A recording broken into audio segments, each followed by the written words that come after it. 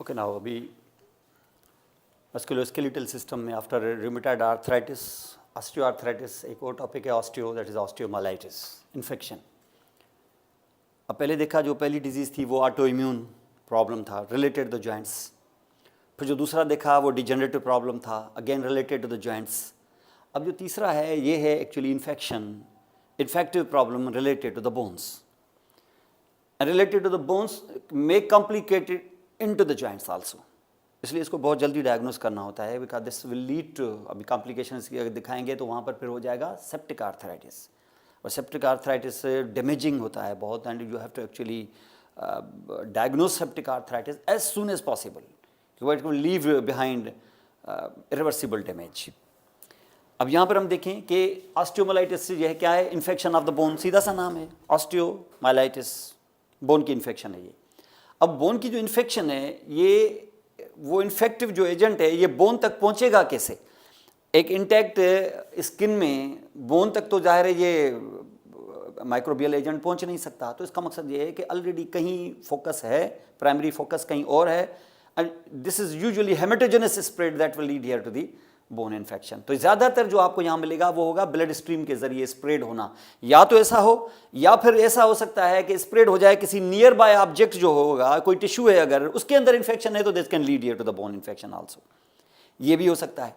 या फिर इवन इस तरीके से भी हो सकता है कि कोई पंक्चर्ड वूंड हो, जो वूंड बाहर से, जो जैसे कोई वूंड है अगर ओपन वूंड है, अगर पंक्चर्ड वूंड है जैसे दिखाता हूँ, उसके थ्रू इन्फेक्शन जा सकती है। जैसे हील में कोई अगर इस तरीके से कोई कांटा चुभ गया, वहाँ इन्फेक्शन हो गई, वो वहाँ वूंड हो गया, तो वूंड के थ्रू जो होगा वो इन्फेक्शन गए, और ये infection can hit the bone also. दूसरा जहाँ पर ये वुमन देखेंगे जिनकी इम्यूनिटी लो होती है, जैसे स्मोकर्स हैं, या जैसे जहाँ ब्लड सप्लाई बहुत कम हो जाती है निकोटीन की वजह से, या अनमैनेज डायबिटीज़ मेलाइटिस है, या इवन रूमेटॉइड है, तो ख़ास तौर पे ये जो पेशेंट्स होते हैं ये हाई रिस्क पेशेंट होते हैं जिनमें इन्फेक्शन के चांसेस हैं यहाँ पर।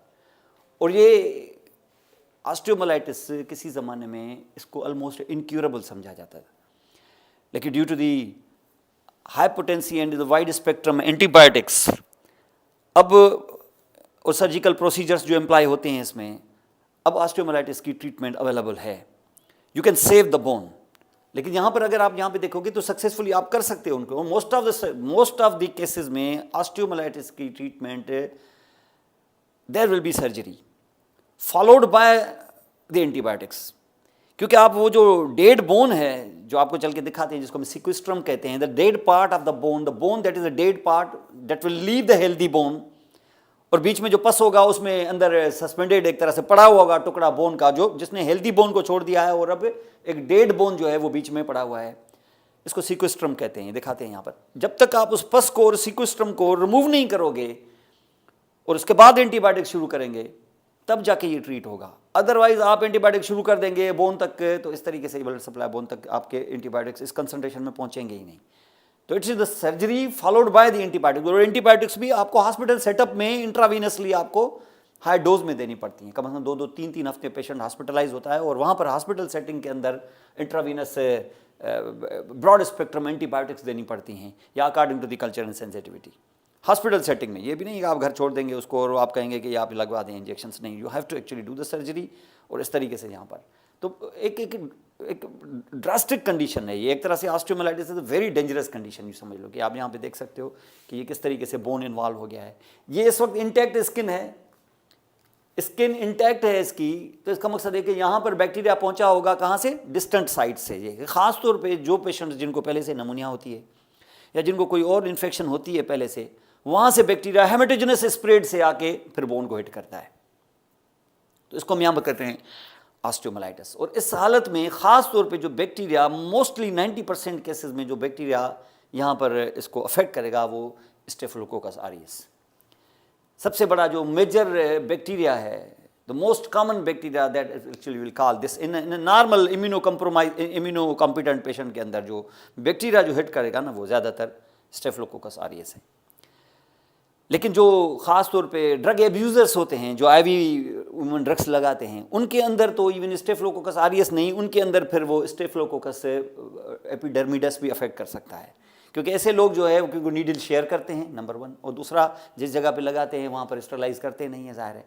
वो जो उम्मन ड्रग एब्यूज़र्स होते हैं वो आपको पता है कि नहीं करते, तो यहाँ पर जो नॉर्मल फ्लोरा होते हैं हमारे, तो वो ज़ाहिर है इनसाइड चले जाते हैं और ये फिर सॉफ्ट टिश्यू की इंजरी करते करते बोन को हिट कर लेते हैं ये।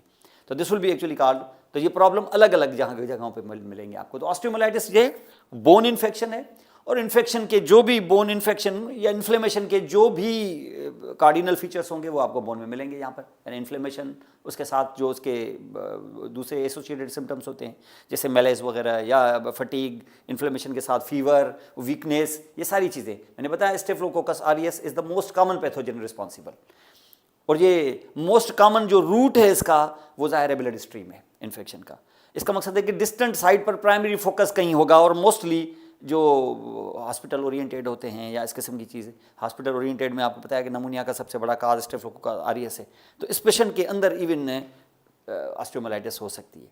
लेकिन अगर पेशेंट, एक आगे चल के आपको बताएंगे कि एक और रिस्क फैक्टर है, वो है सिकल सेल एनीमिया। अगर सिकल सेल एनीमिया है तो सिकल सेल एनीमिया के अंदर आपको पता है कि सिर्फ एनीमिया ही नहीं होती, हिमोलाइटिक प्रॉब्लम ही नहीं होता, वेजो ऑक्लूसिव प्रॉब्लम भी होता है। वो जो सिकल शेप्ड जो रेड ब्लड सेल्स होते हैं वो मीडियम और स्मॉल साइज वेसल्स के अंदर जाके उसको ब्लॉक कर देते हैं। ये वेजो ऑक्लूसिव प्रॉब्लम है। वो जब ब्लॉक कर देंगे तो वो जो छोटी छोटी ब्लड वेसल्स जो बोन की तरफ जा रही हैं वो भी ब्लॉक हो जाती हैं। वो जब ब्लॉक हो जाती हैं तो वहाँ पर लेस ब्लड सप्लाई की वजह से वहाँ इन्फेक्शन के चांसेस बन जाते हैं वहाँ पर। लेकिन ऐसी हालत में हमेशा याद रखना कि अगर सिकल सेल एनीमिया है अगर पेशेंट को, और उसको ऑस्टियोमाइलाइटिस हो गई है वहाँ पर, तो ऑस्टियोमाइलाइटिस में उसका उस वक्त सबसे बड़ा काज जो होगा वो साल्मोनेला टाइफी होगा। तो 3 काजेटिव ऑर्गेनिजम्स हमेशा याद रखे जाएंगे। एक स्टेफ ऑरियस, अगर ये पेशेंट एक इम्यूनो कॉम्पिटेंट है तो। दूसरा स्टेफिलोकोकस एपिडर्मिडस, ड्रग एब्यूजर्स हैं तो।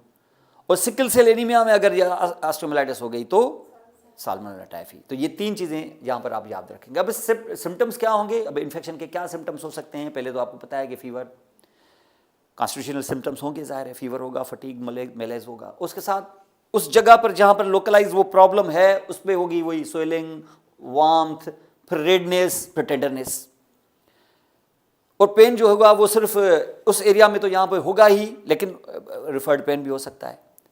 आगे चल के आप यहाँ पे देखेंगे कि कुछ पेशेंट्स के अंदर इवन जो साइंस से सिम्टम्स होते हैं ये इतने वेग किस्म के होते हैं और इतने ज़्यादा इंटेंस नहीं होते कि you can't actually distinguish whether it is osteomyelitis or not, or is due to some other problems. ये खास तौर पे ये प्रॉब्लम्स डिस्टिंग्विश यहाँ से डिस्टिंग्विश हो नहीं सकते। ये खास तौर पे बच्चों में और जो एल्डरली पेशेंट्स होते हैं उनके अंदर साइंस एंड सिम्टम्स कुछ ऐसे वेग होते हैं या ऐसे कुछ अंडरमाइन होते हैं, इतने सीवियर नहीं होते, जिसकी वजह से the science and symptoms can't be differentiated from the science and symptoms of the other diseases. ये खास तौर पर बच्चों में और एल्डरली में या फिर इम्यूनो कम्प्रोमाइज्ड के अंदर साइंस एंड सिम्टम्स थोड़े से वेग होते हैं। वो फीवर ये होगा लेकिन उस जगह पर इतनी टेंडरनेस नहीं होगी, तो आपको शक नहीं होगा कि शायद इसको ऑस्टियोमाइलाइटिस है। ये खास तौर पे इम्यूनो कम्प्रोमाइज एल्डरली और चिल्ड्रेन के अंदर। आप यहाँ पे देख सकते हो कि ये एरिया किस तरीके से इन्वॉल्व हो गई है यहाँ पर। अब इसमें आप यहाँ पे देखें कि ये इन्फेक्शन जैसे हो जाती है, उसके बाद स्टेफिलोकोकस ऑरियस आपको पता है कि ये पायोजेनिक ऑर्गेनिज्म है, तो पस वहाँ पर एक्यूमुलेट हो जाएगी, नेक्रोटिक बोन हो जाएगा, और ये बोन पूरे को यहाँ पर डैमेज करके यूँ समझ लो कि ये बोन का पूरा हिस्सा इस हेल्दी बोन को छोड़ देगा। तो यहाँ से ये फ्री टुकड़ा जो होगा अब डेड बोन है। ये किस में डूबा हुआ है? पस में। तो ये जो डेड बोन है ना आपका, ये जो dead part of the bone है, ये जो डेड बोन जो है, that is left the peripheral healthy bone and it is actually submerged with in your पस ईयर। इसको हम कहते हैं सीक्वेस्ट्रम। और ये प्रोसेस है क्या? ये नेक्रोटिक प्रोसेस हुआ है यहाँ पर, ये ऑस्टियोनेक्रोसिस हुई है। ऑस्टियोनेक्रोसिस में ये small piece of dead bone separated from the healthy bone, इसको हम सीक्वेस्ट्रम कहते हैं। तो सीक्वेस्ट्रम की डेफिनेशन जहन में रखना। और ये चीज़ है, अब आपको ब्लड सप्लाई तो काफ़ी यहाँ पर अब जाहिर है ख़त्म हो गई होगी, कब कम हो गई होगी। वो ये पूरा जो नेक्रोटिक एरिया है ये यहाँ मौजूद है। अब इसको जब तक आप साफ़ नहीं करेंगे, यानी जब तक इस पस को ड्रेन नहीं करेंगे, सीक्वेस्ट्रम रिमूव नहीं करेंगे, तब तक ये अब यहाँ ट्रीट होगा नहीं। इसका मकसद है कि सर्जरी मस्ट है। जैसे एब्सेस को ड्रेन करते हैं तो सर्जरी यहाँ मस्ट है। Surgery then is followed by the IV antibiotics. और विग्रस एक डोज शुरू हो जाएगा उसका कम से कम 2 से 3 हफ्ते का इन हॉस्पिटल सेटिंग यहाँ पर इसको आप करेंगे, तब जाके ये ट्रीट होगा। ट्रीटेबल है, किसी ज़माने में ये ट्रीटेबल होती नहीं थी, बोन खत्म हो जाता था।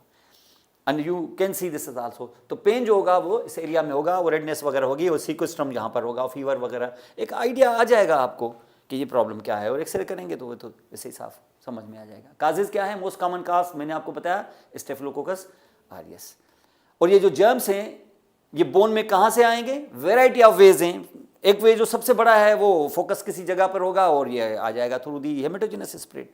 तो ये हेमेटोजेनस स्प्रेड माना ब्लड स्ट्रीम के जरिए, जहाँ पर पेशेंट को क्या होगा, पहले से यूटीआई होगी, अगर उसको यूरिनरी ट्रैक्ट इन्फेक्शन पहले से ही है, नमूनिया उसको पहले से ही है, ऑलरेडी वो नमूनिया का पेशेंट है, खासतौर पे हॉस्पिटल एक्वायर्ड जो नमूनियाज होती हैं उसमें स्टेफिलोकोकस ऑरियस है। जैसे इकोलाई वगैरह हैं या यूटीआई में ये प्रॉब्लम्स अगर हो जाती हैं, लॉन्ग स्टैंडिंग है, तो इम्यूनिटी अगर कम है तो it can actually come here into the blood stream and can hit any part of the body. अब यहाँ पर ये ब्लड स्ट्रीम, फिर दूसरा इंजरीज, इस किस्म की अगर पंक्चर्ड इंजरी ऐसी है अगर, तो जाहिर है इसमें इंटर हो जाएगा बैक्टीरिया, और बैक्टीरिया इंटर होकर उसके सॉफ्ट टिश्यू को इंजर कर देगा, वहाँ पर नेक्रोसिस कर देगा, they can go and will hit the bone now.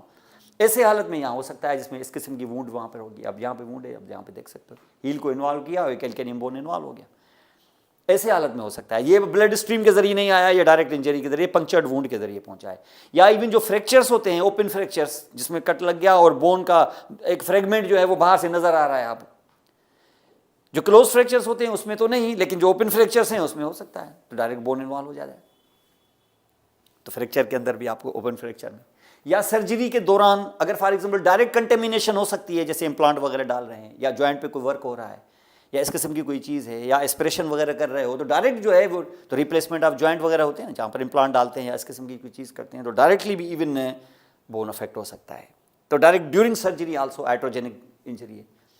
तो ये प्रॉब्लम तो वहाँ हो सकते हैं। अब रिस्क फैक्टर्स क्या हैं? रिस्क फैक्टर्स वैसे बोन जो होता है woman, it's very resistant to infection. आपके देखिए ना बोन, आपके बहुत सारी इन्फेक्शन जो होती हैं बोन इन्वॉल्व ही नहीं होता है, बड़ा रेयर होता है। Bone can actually because it very resistant to, हालांकि ब्लड सप्लाई बहुत ज़्यादा है, एक डायनेमिक टिश्यू है, तो डेड टिश्यू नहीं है, एक डायनेमिक टिश्यू और यहाँ पर। लेकिन ये जो आपको एडवांटेज है ना बोन के रेजिस्टेंस का, ये टाइम के साथ, एज के साथ ये कम होता जाएगा। इसका मकसद देखिए ओल्ड एज में चांसेस ज़्यादा हैं ऑस्टियोमाइलाइटिस के।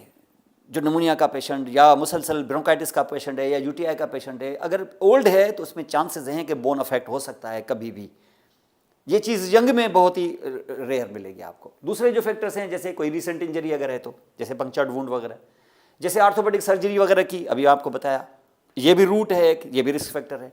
तो आर्थोपेडिक सर्जरी है जहाँ पे इम्प्लांट वगैरह, जो आर्थोपेडिक इम्प्लांटेड आर्थोपेडिक सर्जरी है, वहाँ पर इस जगह पर आप कर सकते हो। कोई इस किस्म का कोई प्रोसीजर कोई जॉइंट पे किया है या कोई इस पे यहाँ हो सकता है, या कोई सर्कुलेशन डिसऑर्डर्स पहले से ही मौजूद हैं, जैसे अनमैनेज्ड डायबिटीज़, या जैसे पेरिफेरल आर्टरी डिजीज़ वगैरह जैसे होती है, जैसे स्मोकिंग वगैरह, उसमें वेजो कंस्ट्रक्शन वगैरह मौजूद है। सिकल सेल डिजीज़ मैंने अभी बताया, और सिकल सेल में जो काज होगा वो साल्मोनेला टाइफी मोस्टली होता है यहाँ पर। दूसरा आईवी लाइन्स और कैथेटर्स जिनको लगे हुए होते हैं बहुत टाइम के साथ, डायलिसिस मशीन्स के ट्यूब्स वगैरह, इनमें इन्फेक्शन के चांसेस होते हैं, थ्रू आप ब्लड में डायरेक्ट एंट्री हो सकती है कभी कभी। यूरिनरी कैथेटर्स हैं या लॉन्ग टाइम आईवी लाइन्स जो लगी हुई हैं जो, तो इसका मकसद है कि उनको साइट को चेंज करना होता है और उनके एसेप्टिक मेजर्स को ऑब्जर्व करना है, क्योंकि ये भी रिस्क फैक्टर है। इम्यूनो कम्प्रोमाइज, जैसे ड्रग ट्रीटमेंट अगर कैंसर की चल रही है, पुअरली कंट्रोल डायबिटीज़ मेलाइटस या कार्टिकोस्टेरॉइड्स पर पेशेंट हैं, बहुत सारे हैं, जैसे रूमेटॉइड आर्थराइटिस पे आपको पता है कि कार्टिकोस्टेरॉइड्स पे पेशेंट होते हैं, इसमें इम्यूनो सप्रेशन होती है। और बहुत सारे इवन डिजीज़ ऐसी हैं जिसमें ट्यूमर नेक्रोसिस फैक्टर इनहिबिटर्स आप लगा रहे हो तो इम्यूनिटी सप्रेस हो जाती है। तो ऐसे इम्यूनो कम्प्रोमाइज पर्सनस में भी ज़्यादा, या जो ड्रग एब्यूजर्स होते हैं जो इलिसिट ड्रग्स इस्तेमाल करते हैं, वजह उनकी क्या है? वजह उनकी ये है, एक तो नॉन स्टरलाइज नीडल्स और दूसरी शेयर करते हैं वो नीडल्स को। अब यहाँ पर आप देखो कि इसकी कॉम्प्लिकेशन, सबसे पहली ऑस्टियोनेक्रोसिस, और इसमें आप इन्फेक्शन जो करेगी क्या, उसको इम्पीड कर देगी ब्लड सर्कुलेशन को, leading to the death of the bone. आप यहाँ पे देखिए जहाँ नेक्रोसिस शुरू हो जाएगी तो ऑस्टियोमाइलाइटिस का चांसेस यहाँ है। सेप्टिक आर्थराइटिस जो है, जैसे फॉर एग्जांपल आप यहाँ पे देखें सेप्टिक आर्थराइटिस, ये देखें यहाँ पर, अगर फॉर एग्जांपल बोन में ऑस्टियोमाइलाइटिस है तो that will actually be closer to the bone. अगर ये जॉइंट के क्लोज है तो it will lead here to the sepsis of your joint also. Septic arthritis मैं देखता हूँ कि एक कोई बड़ा टॉपिक होगा ना तो उसके साथ में एक टॉपिक भेज दूंगा आर्थराइटिस में, सेप्टिक आर्थराइटिस का छोटा टॉपिक होगा वो, लेकिन यह है कि वो एडिशनली आपका हो जाएगा। सेप्टिक आर्थराइटिस बहुत डेंजरस चीज़ है, एक्यूट चीज़ होती है, जैसे acute infection of your joint, और पस उस बोन उस जॉइंट में पस भर जाता है, वो पस भर जाता है और ऑलमोस्ट यूँ समझ लो कि ये इरिवर्सिबल डैमेज कर देगा। तो septic arthritis has to be diagnosed as early as possible and you have to actually give the treatment quickly, एकदम से वापस रिमूव करके फॉरेन कल्चर सेंसिटिविटी करके आप एम्पेरिकल थेरेपी स्टार्ट कर दें यहाँ पर विग्रेसली, और इसको जॉइंट को बचाने की कोशिश करें। ये भी एक मेजर कॉम्प्लिकेशन है ऑस्टियोमाइलाइटिस की, सेप्टिक आर्थराइटिस।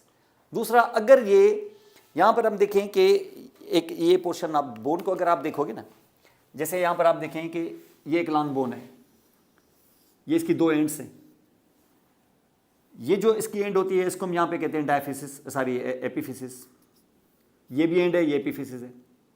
यंग बोन के अंदर आप यहाँ पे देखोगे कि ये होता है हमारा एपिफिजियल कार्टिलेज, ये ग्रोथ प्लेट है हमारी, और बीच का ये हिस्सा है डायफिसिस, ठीक है। और ये जो हमारी एपिफिजियल प्लेट है ये हमारी लीनियर ग्रोथ में काम आएगी अप टू दी एडल्टहुड। और यहाँ के जो कॉन्ड्रोसाइट्स होते हैं, कॉन्ड्रोब्लास्ट होते हैं, ये कन्वर्ट हो जाते हैं ऑस्टियोब्लास्ट में और बोन को ऐड करते रहते हैं इस जगह पर। तो ज़्यादातर एक्टिविटी इस जगह पर सबसे ज़्यादा एक्टिविटी होती है, किसमें? डायफिसिस में। और ये हिस्सा जो एपिफिजियल प्लेट के करीब होता है इसको मेटाफिसिस कहते हैं, ये मेटाफिसिस है। अगर पेशेंट को ऑस्टियोमाइलाइटिस इस हिस्से में हो गई है और बच्चा अभी यंग है जिसमें एपिफिजियल प्लेट अभी है, उसके लीनियर ग्रोथ, उसके कद में अभी टाइम है, अभी वो ग्रो करेगा लीनियर ग्रोथ, तो अगर ये यहाँ इन्वॉल्व हो जाएगा तो आगे से ग्रोथ के प्रॉब्लम होंगे उसको। और ग्रोथ के प्रॉब्लम होंगे, इसका मकसद ये कि किस साइड के, जिस साइड में ये प्रॉब्लम होगा, इसका मकसद कि दूसरी लिम्ब जो होगी वो ग्रो करेगी अपने स्पीड से, अपने पेस से, और एक लिम्ब जहाँ ये प्रॉब्लम है क्योंकि इस जगह पर है मेटाफिसिस पर और बोन इसमें ऐड हो नहीं रहा है, तो इसका मकसद है कि दोनों लिम्ब्स की साइज जो होगी वो डिफरेंट हो जाएगी अगर ये लिम्ब में हो रहा है लोअर लिम्ब में। तो दिस इज एक्चुअली मेटाफिसिस। तो इसका मकसद है कि इम्पेयर्ड ग्रोथ हो सकती है, खास तौर पे जब वो एपिफिजियल प्लेट के आसपास, यहाँ पे खास तौर पे मेटाफिसिस के एरिया में आपको अगर ऑस्टियोमाइलाइटिस मिलती है तो। उसके बाद एक और कॉम्प्लिकेशन है इसकी, इसको हम कहते हैं दी स्किन कैंसर्स। आपने स्किन का बोन के साथ क्या वास्ता? स्किन का बोन के साथ ये वास्ता है कि मुसलसल अगर पंक्चर्ड वुंड है या उस रोड करके साइनस बन जाता है और वहाँ से मुसलसल पस जो है वो निकल रही है अगर, तो वो पस स्किन पे रहते रहते उसकी इरिटेशन करते करते उसको स्क्वामस सेल कार्सिनोमा कर सकती है। क्यों? क्योंकि वो मुसलसल वहाँ पर परसिस्टेंटली अगर ये रिजल्ट होगा इन ओपन सोर विद द ड्रेनिंग पस, पस मुसलसल बह रही होगी तो सराउंडिंग स्किन जिस पे ये पस लगी होगी हमेशा, ये उसको इरिटेट करते करते आगे लॉन्ग टर्म बेसिस पर उसको स्क्वामस सेल कार्सिनोमा डेवलप कर सकती है। यहाँ पर ये एक और कॉम्प्लिकेशन है, skin cancers because of this. अब यहाँ पर आप डायग्नोसिस सबसे पहले ब्लड टेस्ट करा दो। आप ब्लड टेस्ट कराओगे तो आपको पता है ये सार मिलेगा ज़्यादा और डीएलसी टीएलसी इंक्रीज होगी क्योंकि एक्यूट है।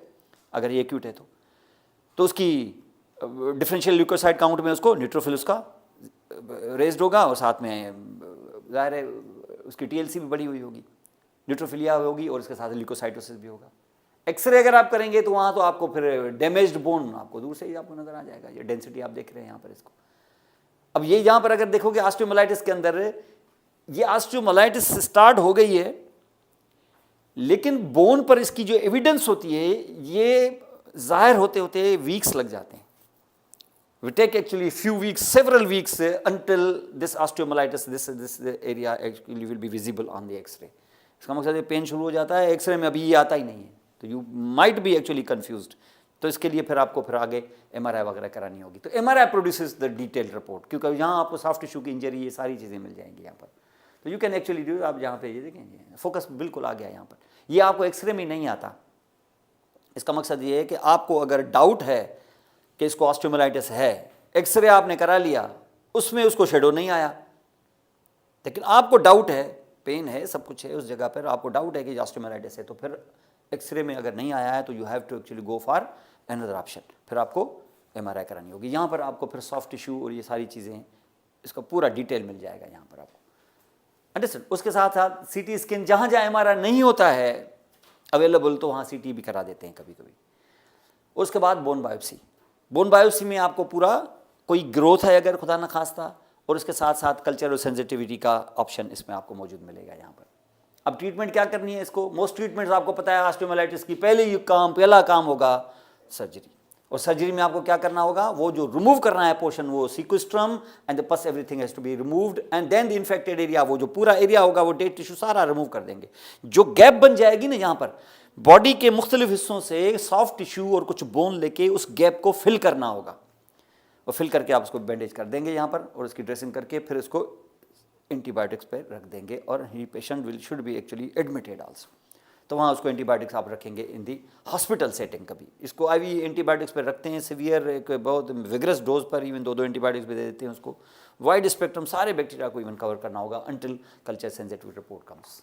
तो सर्जरी में मैंने बताया ड्रेन दी इन्फेक्टेड एरिया, जो इन्फेक्टेड बोन है उसके अलावा जो सर्जन है वो पूरी उस पस को ड्रेन करेगा, सीक्वेस्ट्रम को रिमूव करके उसको खाली कर देगा पूरा, और पूरा उसको एसेप्टिक करेगा। उसके बाद remove the disease bone and tissue, इसको डेब्रीमेंट कहते हैं। वो जो पूरा मलबा है, डेबरी है, जो उसको रिमूव करना है यहाँ पर। तो surgeon removes as much as diseased bone as possible, तो सारे मार्जिन सारे उसको साफ कर देगा, हेल्दी बोन छोड़ेगा पीछे। तो इतनी बड़ी गैप आ जाएगी, ये डिपेंड करता है कि डैमेज कितना है।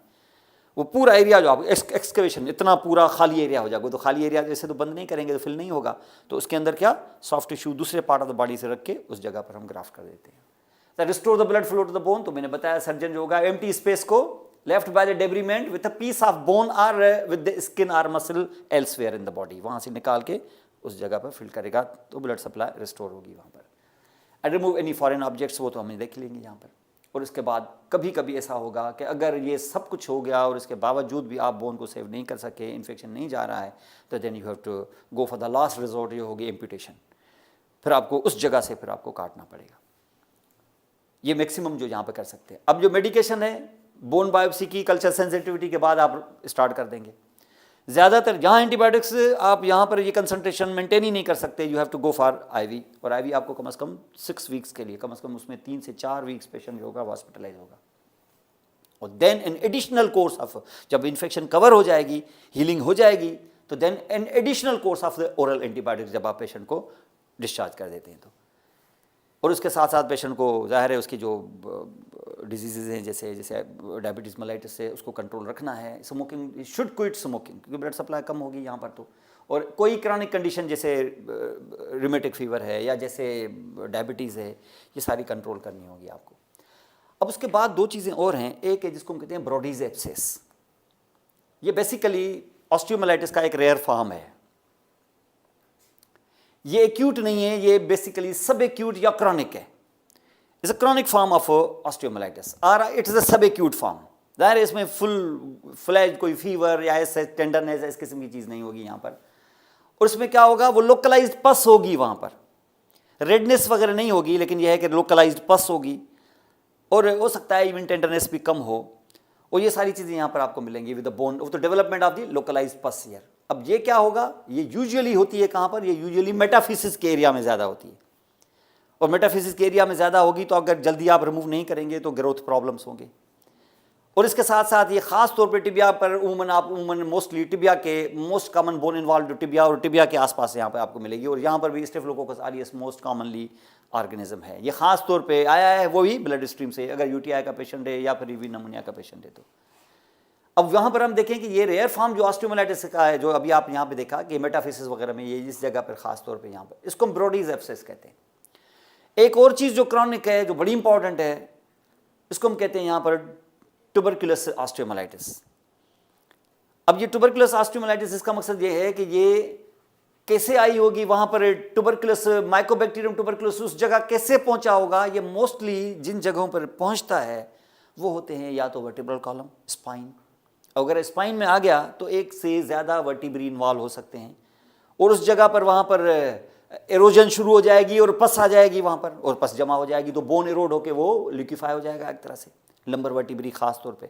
इसको हम यहाँ पर कहते हैं टीबी स्पाइन, ट्यूबरकुलस स्पाइन, और इसको हम पॉट्स डिजीज भी कहते हैं। इसका the Pott's disease behind the name of scientist. Patient जो होगा वो टीबी के सिम्टम्स के साथ तो कम, पैराप्लेजिया के साथ ज़्यादा आएगा आपके पास। पहले आएगा, अगर आया तो बैक पेन के साथ, या फिर इवन शियाटिका के साथ, या अगर लेट बहुत आया तो he will come with even paraplegia. हमने 2-3 पेशेंट पैराप्लेजिया के साथ देखे हैं। ख़ास तौर पे वो लोग जो उमूमन जो लो सोशो इकोनॉमिक ग्रुप के लोग होते हैं, जो जिनको पहले ही न्यूट्रिशन कम हो, पहले ही टीबी के पेशेंट होते ही हैं। और फिर वो जो टीबी के पेशेंट होते हैं ट्यूबरकुलोसिस के जो पेशेंट होंगे वो पल्मोनरी ट्यूबरकुलोसिस के पहले ही पेशेंट होते हैं, लॉन्ग स्टैंडिंग उनको पल्मोनरी ट्यूबरकुलोसिस होती है, और यही वजह होती है कि ये बोन इन्वॉल्व हो जाता है, तो हेमेटोजेनेसिस स्प्रेड होगी। या तो वो पल्मोनरी ट्यूबरकुलोसिस के पेशेंट होंगे, जैसे मैंने बताया नमूनिया के होंगे तो स्टेफ आएगा, स्टेफिलोकोकस ऑरियस, और यहाँ अगर माइकोबैक्टीरियम ट्यूबरकुलोसिस लंग को अफेक्ट कर रहा है तो वो हेमेटोजेनेसिस स्प्रेड। हेमेटोजेनेसिस स्प्रेड कहाँ पर, जैसे जैसे एरोड करेंगे उसके लिम्फ नोड एरोड करेंगे उसके वेन को, और वीनस ब्लड आएगा हार्ट में वापस, और हार्ट से लेफ्ट वेंट्रिकल में, और लेफ्ट वेंट्रिकल से एओर्टा में, अब कहीं भी जा सकता है। इससे वुमन मेनिंजाइटिस भी हो जाती है, और इससे वुमन बोन भी इन्वॉल्व हो सकता है, और खासतौर पे जहाँ ब्लड सप्लाई ज़्यादा जा रही है इस पर ले भी, और इवन पेल्विस के बोन भी इन्वॉल्व हो सकते हैं, लेकिन ज़्यादातर वर्टिब्री, और खासतौर पे लोअर बैक में यहाँ पर आपके लंबर वर्टिब्री इन्वॉल्व हो जाते हैं। तो वर्टिब्रल कॉलम, तो ये वर्टिब्रल कॉलम इवन कोलैप्स हो सकता है, और यहाँ पर ये डार्सल वर्टिब्रल, इस डार्सल स्पाइन के अंदर ये फिर एब्सेस हो जाती है। ये ट्यूबरकुलोसिस, ये जो, तो इस डिजीज़ को कहते हैं पॉट्स डिजीज़। तो उसका प्राइमरी फोकस क्या हुआ, ज़ाहिर है लंग, या प्राइमरी फोकस लंग है, या उनका प्राइमरी फोकस है TB intestine tuberculosis, intestinal tuberculosis. आपको पता है कि इंटेस्टिनल ट्यूबरकुलोसिस और वो ट्यूबरकुलोसिस जो इंटेस्टिनल ट्यूबरकुलोसिस है वो प्राइमरी है कि वो सेकेंडरी है? हाँ जी, वो सेकेंडरी भी हो सकती है। तो पर अगर वो भी सेकेंडरी है तो फिर प्राइमरी कौन है? प्राइमरी लंग है। तो क्या इंटेस्टिनल ट्यूबरकुलोसिस प्राइमरी हो सकती है? लंग की ना हो, किसी को मैं एक्सरे करा लूँ लंग में ना हो, क्या सीधी हो सकती है? हो सकती है प्राइमरी। कहाँ से? ओरली, ये माइकोबैक्टीरियम बोविस टाइप। वो क्यों? क्योंकि आपने अनपास्चराइज्ड मिल्क वगैरह लिया है उस काऊ का जिसको ट्यूबरकुलोसिस है। अंडरस्टैंड? तो वहाँ पर, और वहाँ से भी इवन ये through hematogenesis spread can affect your any bone, especially the vertebral column. तो ये एब्सेस फॉर्मेशन यहाँ पर मौजूद मिलेगी, और ये एब्सेस फॉर्मेशन यहाँ मौजूद मिलेगी। बैक पेन, इधर टेंडरनेस होगा आपको, शियाटिका हो सकती है, बिकॉज यहाँ एरोजन जब होगी तो ये इंटरवर्टिब्रल फोरामेना पे उनके रूट्स जो होंगे वो कंप्रेस होंगे, और जब रूट्स कंप्रेस होंगे तो you will have the sciatica, और शियाटिका के बाद आगे बढ़ता बढ़ता अगर ये कोलैप्स हो गया तो फिर पैराप्लेजिया हो जाएगी। पेशेंट वूमन पैराप्लेजिया के साथ आ जाते हैं। और ये जो पस यहाँ मौजूद होगी, ये आपको पता है कि इस किस्म की जो पस है ये फिर ड्रेन होकर नीचे आती है। ये कोल्ड एब्सेस है, आपने याद करें, ये आपने पढ़ा भी होगा, सॉक्स एब्सेस जिसको हम कहते हैं। आपने देखा होगा यहाँ पर कि उमूमन है, ये वर्टिब्रल कॉलम है, ये सेक्रम है, ये हिप बोन्स है। अब इस जगह पर यहाँ मौजूद है मसल हमारा सॉस मेजर, जो लग गया है किस पे? लेसर ट्रोकेंटर पे। अब ये जो सॉस मेजर है तो ये हमारे वर्टिब्री हैं, लंबर वर्टिब्री। अब लंबर वर्टिब्री के अंदर यहाँ हो गया है पॉट्स डिजीज, तो इस जगह से क्या हो जाएगा? पस। और ये पस जो होगा यहां से ड्रेन होगा। अब ड्रेन होगा तो वो जाहिर है सॉस मेजर मसल को फेशा ने कवर किया हुआ है, तो अंडर द फेशा ये पस ड्रेन होगा, ट्रिकल डाउन। और ये ट्रिकल डाउन होते होते होते होते ये पस आके कहाँ रुकेगा? ये पस आके वहां रुकेगा जहां ये इंसर्ट हो जाती है। ठीक है, तो लेसर ट्रोकेंटर पर, तो इस जगह पर लंप आ जाएगा। और ये जो एब्सेस है इसको हम सॉस एब्सेस कहते हैं। इसको ट्रैक अप करोगे तो यहाँ कहाँ जाके निकलेगा? लंबर वर्टिब्री तक। तो ये ट्रैक हो, और इस जगह पर, यहाँ पर आप अगर ये लंप है, यहाँ पर ये सॉस एब्सेस है, लेकिन इस जगह पर अगर आप फॉर एग्जांपल प्रेस करने की कोशिश करोगे तो यहाँ टेंडरनेस नहीं होगी, आपको लगेगा कि लंप यहाँ पर है, कोई मसला इधर है शायद। ये कभी आपको इवन सेफिनस वराइसिस भी इस तरीके से हो जाती है, ये भी आपको इवन कभी डाउट हो सकता है। यहाँ इवन फीमोरल हर्निया का लंप भी आ जाता है, ये भी हो सकता है। यहाँ पर इवन लिम्फ नोड की इनलार्जमेंट भी यहाँ हो जाएगी, तो ये भी इसकी डीडी है यहाँ पर। लेकिन यहाँ ये मसला नहीं है, क्योंकि आप जब देखेंगे उसको तो उसकी लंग का इवन पल्मोनरी ट्यूबरकुलोसिस भी हो सकता है। जब आप पॉट्स डिजीज में लंबर वर्टिब्री का अगर एक्सरे करा के देखेंगे तो आपको सीधा सीधा नजर आ जाएगा। तो ये इस किस्म की एब्सेसिस को हम कोल्ड एब्सेसिस कहते हैं। और ये सिर्फ यहाँ नहीं है, अगर ये खुदा न खासा इधर हो गई, अगर सर्वाइकल वर्टिब्री में, ये तो मैंने आपको एक मिसाल बताई पॉट्स डिजीज जिसमें लंबर वर्टिब्री इन्वॉल्व हो जाते हैं, लेकिन इस किस्म का मसला सर्वाइकल में भी हो सकता है।